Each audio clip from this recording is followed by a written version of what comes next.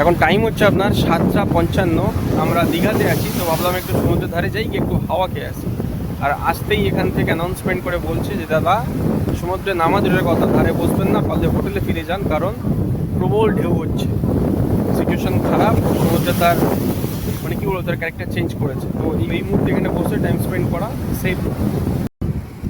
প্রত্যেক পর্যটক বন্ধুদের কাছে বিনম্র অনুরোধ, আপনারা যারা এখনো গাড়োয়ানের উপর বসে আছেন, আপনারা পার্কে চলে যান, পার্কে বসে সমুদ্র উপভোগ করুন। কারণ